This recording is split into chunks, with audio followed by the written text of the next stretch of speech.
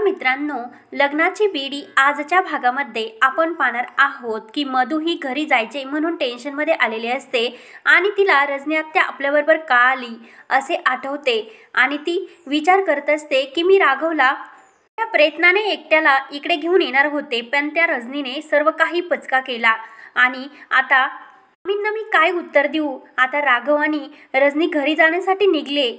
म्हणते मामींच्या या प्लॅनसाठी मला काहीतरी करावेच लागेल आणि राघवला इथे थांबूनच ठेवावे लागेल। ते ही लिमिट पार करून मला काही झाले तरी राघवला थांबायलाच पाहिजे म्हणून मधून टेन्शनमध्ये विचार करत असते। सिंधू, यावेळेस मी तुला तर जिंकूनच देणार नाही, यावेळेस तुला मी हरवणार असं मधूने निश्चय केलेला असतो। त्यानंतर इकडे रूममध्ये राघवला सिंधूची आठवण येत असते। राघव सिंधूला मनवण्यासाठी आणि खुश करण्यासाठी काय करावे लागेल म्हणून त्याला सिंधूने आणि त्याने एकत्र खाल्लेली पानपुरी आणि सिंधूसाठी आणलेले खूप काही फुगे, त्यामुळे सिंधूला किती आनंद झालेला असतो हे राघवला आठवण होत असते।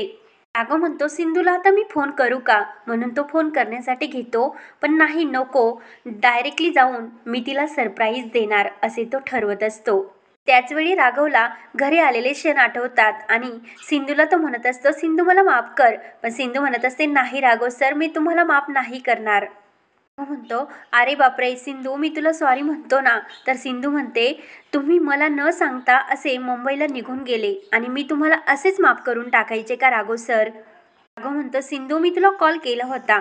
तर सिंधू म्हणते राघव सर तुम्ही मला एकदाच कॉल केला होता। राघव म्हणतो मला वाटले तू बिझी असशील, तू मला कॉल बॅक करशील म्हणून मी तुझ्या कॉलची वाट पाहत होतो। सिंधू म्हणते राघव सर मी तुमची बायको आहे आणि मी जर एकदा फोन उचलला नाही तर तुम्ही मला सारखा फोन करायलाच पाहिजे। राघव आपल्या कानाला हात लावून म्हणतो Sindhu I am so sorry, तू मला माफ कर। सिंधू म्हणते तुम्ही मला सॉरी म्हणायचं आणि मी तुम्हाला लगेच माफ करून टाकायचं असे काही आहे का। तर राघव म्हणतो नाही, असे काहीच नाही। राघव म्हणतो मॅडम तुम्ही फक्त बोला, मी तुम्हाला मनवण्यासाठी काय करू शकतो हे मी लगेच करण्यासाठी तयार आहे। तर सिंधू म्हणते हो का राघव सर। सिंधू म्हणते आता कसे बोलले, मग तुम्ही माझे एक काम करा, तुम्ही माझ्यासाठी एक खूप छान गाणे म्हणा आणि त्यावर एक डान्स करा। राघव म्हणतो काय। राघव म्हणतो सिंधू दुसरे काहीतरी करायला सांग ना यावेळेस, आत्ता नको। तर सिंधू म्हणते मग मी तुम्हाला माफ नाही करणार। सिंधू म्हणते राघव सर तुमची बायको तुमच्यावर खूप चिडली, मग ती सांगते तेच तुम्हाला ऐकावे लागणार। राघव म्हणतो हो, तर मग तुम्हाला आजपर्यंत जे काही ऐकवत आले की राघव सर आपलं लग्न एक डील आहे, मग आज तू का बायकोचा हक्क गाजवते माझ्यावर। सिंधू राघवकडे पाहत असते आणि आपल्या दोन्ही हात राघवच्या गळ्यामध्ये घालून राघवला म्हणत असते राघव सर आता काय तुम्हाला हे पण सांगायला हवे का, माझ्या मनात काय चालू आहे हे राघव सर तुम्हाला दिसत नाही का।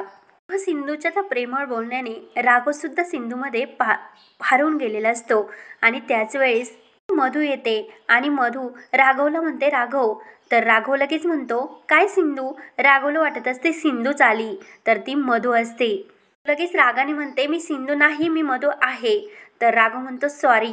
राघव मधूला विचारतो तू अशी अचानक माझ्या रूममध्ये का आली, काही काम होते का। तर मधू म्हणते असे वाटले होते की रायाचे काम झाल्यानंतर आपण बाहेर फिरण्यासाठी जाऊ, पण तू बाहेर फिरण्यासाठी नाही म्हणला आणि तू का नाही म्हणला याचे मला कारण आज समजले। पण तुला तुझ्या बायकोकडे जाण्याची खूप घाई झाली आणि आज सुद्धा मला तू सिंधू म्हटला आणि काल गाडीतून येताना सुद्धा सिंधू म्हणला, हे दोनदा झाले राघव। याचा एकच अर्थ होतो की राघव तुझ्या डोक्यात फक्त सिंधूचाच विचार आहे। तर राघव म्हणतो असे काही नाही मधू, म्हणते तुझ्या डोक्यात फक्त सिंधूच भरली आणि सतत तू सिंधूचाच विचार करत असताना सिंधू किती स्मार्ट आहे, सिंधू किती सुंदर आहे याचाच विचार तू करत असतो, बाकी दुसऱ्यांचं विषयी तू काहीच विचार करत नाही। तुझ्या तोंडातून कायम असे सिंधूचेच बोलणे पाहून मला काय वाटत असन याचा विचार तू का करत नाही राघव, असं मधू राघवला म्हणत असते। राघव म्हणतो मी चुकून म्हणलो, पण इतकं सिरियसली घ्यायचे काय कारण आहे। तर मधू म्हणत असते राघव तू मला तुझ्या भावाबरोबर लग्न करण्यासाठी सांगितले आणि मी तुझे ऐकले, का लग्न केले, कारण मला असे वाटले होते की मी त्यांच्याबरोबर जर लग्न केले तर मी तुझ्याजवळ राहू शकेल, मी तुझ्यासाठी त्यांच्याबरोबर लग्न केले असे मधू म्हणत असते। राघव तू मला विसरलात, तुझ्या मनात फक्त सिंधूलाच जागा आहे। राघव सिंधूला म्हणतो सिंधू मधूला म्हणतो की मधू तू टेन्शन घेऊ नको, एकदा राया जर घरी आला ना सर्व काही टेन्शन हे आपोआप सुटतील. म्हणत असते असे काही होणार नाही, राया परत आल्याने माझे काहीच प्रश्न सुटणार नाही, तू हे सर्व नाटक करतो ना राघव. मधू राघवच्या फारच जवळ येत असते आणि राघव तुला कसे समजत नाही, मी तुला किती मिस करते. तर राघव लगेच मधूला म्हणतो मधू टॉपिक. राघव मधूचा हात हिसकून बाजूला होतो. तर मधू म्हणते आज काही झाले तरी मी तुला माझ्यापासून लांब जाऊन देणार नाही. मधू म्हणते राघव तुझ्या मनात माझ्याविषयी काय फिलिंग्स आहे त्याचे मला तू उत्तर दे आणि आज मला उत्तर पाहिजे. असे बोलून मधूने राघवचा हात आपल्या हातामध्ये धरलेला असतो आणि राघवला मात्र खूप राग आलेला असतो. नंतर इकडे राखीची तब्येत ही खूपच बिघडलेली असते. योगेशच्या धक्क्याने राखी पूर्ण घायल झालेली असते. ती म्हणत असते काकू फ्रेंड कुठे, तिने मला प्रॉमिस केले होते की मी योगेशचं आणि माझं लग्न लावून देणार, मग फ्रेंड कुठे. तर राजश्री आणि खूप वाईट वाटत असते. तिथे सिंधू यायला लागते. तर रत्नाकर लगेच डॉक्टरला घेऊन आलेला असतो आणि सिंधूला म्हणतो बाजूला होतो. राखीची ती अवस्था पाहून सिंधूला खूप वाईट वाटत असते आणि सिंधू मनात म्हणत असते मला माफ करा राखीताई, आज माझ्यामुळे तुमची ही अवस्था झाली. डॉक्टर राखीला चेक करून निघून गेलेले असतात. तर सिंधू आतमध्ये जायला लागते. तर रत्नाकर म्हणतो तुला थोडीशी सुद्धा लाज वाटत नाही का, तिची ही अवस्था तुझ्यामुळे झाली आणि पुन्हा तिच्याजवळ जाऊन अजून कोणते नवीन प्रॉब्लेम तुला निर्माण करायचे. पण सिंधू मात्र खूप रडत असते. हीच मोठे काकू रत्नाकरला म्हणते रत्नाकर तू या मुलीच्या नादी लागू नको, या घराला उद्ध्वस्त करण्याचा या मुलीने विडा उचललाय. तर सिंधूला फार वाईट वाटत असते. राजश्री मोठ्या काकूंना म्हणते वहिनी मी समजावते सिंधूला. राजश्री सिंधूला म्हणत असते मला कळते बाळा तुला राखीची किती काळजी आहे. बाळा तू जर आज राखी समोर गेली तर राखी तुला एकच प्रश्न विचारीन योगेशचा, त्यामुळे आजच्या दिवस तरी तू राखीताई समोर जाऊ नको, असे प्रेमाने राजश्री सिंधूला म्हणत असते. सिंधू राखीकडे पाहून आपल्या रूममध्ये खूप रडत येऊन बसलेली असते आणि मनात म्हणत असते की मला वाटले होते की मी राखीताई आणि योगेशचं लग्न खूप धमधडाक्यात लावून देईन, काय करू मी काहीच कळत नाही. म्हणून सिंधू टेन्शनमध्ये आलेली असते आणि सिंधू योगेशला फोन लावत असते पण योगेशचा फोन बंदच लागत असतो. सिंधू समोर ठेवलेला राघवचा फोटो घेते आणि त्या फोटोकडे पाहत म्हणत असते राघव सर तुम्हाला असे वाटते की यात सगळी चूक माझीच आहे का. तर इकडे मधू राघवला बळजबरी करत असते आणि राघव तू मला सांग तुझ्या मनामध्ये काय आहे माझ्याबद्दल, आणि लग्ना अगोदर तू मला जे काही बोलला होतास ना मला तू आत्ता लगेच प्रूव्ह कर, असे बोलून मधू राघववर जबरदस्ती करण्याचा प्रयत्न करत असते. तर राघव लगेच मधूचा हात झिटकरतो आणि तू हे काय करते, काय वेडेपणा मधू तुझा, असं राघव मधूवर ओरडत असतो. तू म्हणत असते राघव तू लग्न करून मोकळा झाला पण मी अजून इथेच आहे, तू माझ्या प्रश्नाचे उत्तर दे. तर राघव म्हणतो मी तुझ्या भावना समजू शकतो. तो म्हणतो या अगोदर पण मी तुला सांगितले होते आणि आज पुन्हा एकदा सांगतो, तू माझ्या भावाची बायको असल्यामुळे माझ्या मनात तुझ्या विषयी कोणत्याही फिलिंग्स नाही, फक्त रायाची बायको म्हणजे माझी वहिनी याच फिलिंग्स माझ्या मनात कायम असणार. हो म्हणतो येथे आपण रायाला शोधण्यासाठी आलो आणि तू इथे तुझ्या मनात काय घेऊन बसली मलाच काही कळेना. माझ्या मनात तुझ्या तेही घाणेरडे संबंध नाही, तू का विचार करत नाही आणि का समजून घेत नाही मधू. म्हणतो तू तुझ्या नवऱ्याचा विचार आता सध्या करायला पाहिजे आणि तू माझ्याशी अशी बळजबरी करते.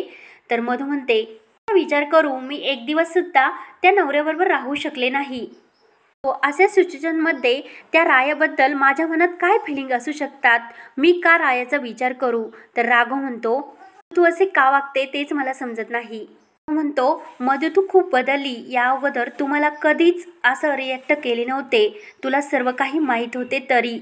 म्हणते मी नाही बदलले तू बदललास, तू मला प्रॉमिस केलं होतं की माझी जागा तू दुसऱ्या कुणाला देणार नाही आणि सिंधू आणि तुझे लग्न फक्त एक डील आहे हे तू मला सांगितले होते. हो तू सिंधूच्या प्रेमात पडला हे मला चांगले समजले. तर राघव म्हणतो तू काही पण बोलते मधू. म्हणते राघव सिंधूचं आणि तुझं नातं एक डील नाही राहिलं, तू सिंधूच्या प्रेमात पडलं हे मी तुझ्या डोळ्यात पाहिलं आणि मीच काय तर एखादा शाळेत जाणारा मुलगा सुद्धा हे सांगू शकेल. नंतर इकडे तुला पण राघवची खूप आठवण येत असते आणि ती राघवच्या फोटोकडे पाहत म्हणत असते राघव सर तुम्ही जर इथे असता तर यातून नक्की तुम्ही काहीतरी मार्ग जरूर काढला असता. त्याचवेळी सिंधूला माधवीचा फोन येतो आणि माधवी सिंधूला म्हणते काही ठीक नाही, तू लगेच आता इकडे ये. सिंधू माधवीला म्हणते मी लगेच येते. तर सिंधू त्या फोटोकडे पाहत म्हणत असते की राघव सर, मला असे का वाटते, तुम्ही माझ्यापासून लांब गेले तरी मला तुम्ही माझ्या जवळच आहात असे का वाटते. राघव सर प्लीज तुम्ही लवकर घरी या, मला आता सध्या तुमची खूप गरज आहे. म्हणून सिंधू राघवला खूप मिस करत असते. मधू चिडलेले असते आणि राघव, कर ना तू ती गोष्ट कबूल, तू सिंधूवर तुझे प्रेम आहे की नाही, सांग ना खरे. म्हणत असते सिंधू कशीही वागली तरी तू सिंधूची कायम साथ देत असतो, तू सिंधूला समजून घेत असतो, मग हे प्रेम नाही तर काय आहे. तर राघव चिडतो आणि मला नाही माहिती. तो मधूला सांगत असतो मला हे समजत नाही, पण आमच्या नाते खूप वेगळं आहे, आमच्या नात्यामध्ये खूप विश्वास आणि रिस्पेक्ट आहे. तुझं ते ऐकून खूप झळपाट होतो आणि मधू राघवला म्हणत असते हे फक्त तुझ्या मनात आहे, मला सिंधूच्या मनात असे काहीच वाटत नाही. तू कसेही वागते तरी तू तिला साथ देतो, म्हणून तू सिंधूच्या प्रेमात खरंच अंधाळा झालाय असं मधू म्हणत असते. तर राघव म्हणतो असे काही नाही, सिंधूच्या प्रेमात तू इतका अंधाळा झाला तर बाकीच्या लोकांचे दुःख तुला दिसतच नाही आणि तू एक्सेप्ट पण ते करत नाही. तो मधूवर चिडतो आणि मधू तुझी अंडरस्टँडिंग काय आहे हेच मला काही कळेना, आणि सिंधूने जे काही केलं ना घरच्यांसाठी, तिच्या चांगल्यासाठी तिने हे सर्व केलं आणि ते प्रामाणिकपणे केलं. तिचा त्यामध्ये काही फायदा पण नाही आणि पुढे सुद्धा तिला काही फायदा होणार नाही. रजनी आत्या, राखीताई यांच्यासाठी खूप काही केले आणि प्रामाणिकपणे तिने हे सर्व पूर्ण केले, म्हणून मी तिला सपोर्ट करत असतो. हे मधू तुला चांगलेच माहीत आहे. आता तू जे काही वागतेस ना याची अपेक्षा कधीच मला मधू तुझ्याकडून नव्हती. म्हणतो मधू तू आता हा विषय घेतलास तर तू पण माझ्या एका प्रश्नाचे उत्तर दे. रायाबद्दल तुझ्या मनात काहीच फिलिंग्स नाही, मग माझ्याकडून तुझ्या काय अपेक्षा असतील. तुझा खूप जळपाट झालेला असतो आणि तिला मोठा धक्का बसलेला असतो. त्यानंतर इकडे माधवी सिंधूने माधवीला मेसेज दाखवलेला असतो. तर माधवीला पण खूप मोठा धक्का बसलेला असतो आणि माधवी म्हणत असते असे कधीच शक्य नाही. माधवी म्हणते योगेश असं नाही करू शकणार आणि योगेश राखीताईला कधीच फसू शकणार नाही. तर सिंधू म्हणते मी काय करू माझेच मला कळेना. माधवी म्हणत असते योगेश राखीच्या प्रेमात किती झुरतो हे मी माझ्या डोळ्यांनी पाहिले. तेव्हा माधवी योगेश आणि राखीचे ते प्रेमाचे फोटो दाखवत असते आणि योगेशने ठरवले होते की लग्नानंतर राखीला एका डॉक्टरांना चेक करायचे आणि त्यांनी त्याची अपॉइंटमेंट सुद्धा घेतली होती. मग त्यावरून सिंधू समजत नाही का तुला योगेश सर राखीवर किती प्रेम करतात, आणि जर राखीवर ते प्रेम करतच नसते तर त्यांनी हे सर्व कशाला केले असते. माधवी सिंधूचे डोळे उघडते. तर हा भाग येथे संपतो आणि मित्रांनो तुम्हाला हा भाग कसा वाटला कमेंट्समध्ये नक्की कळवा.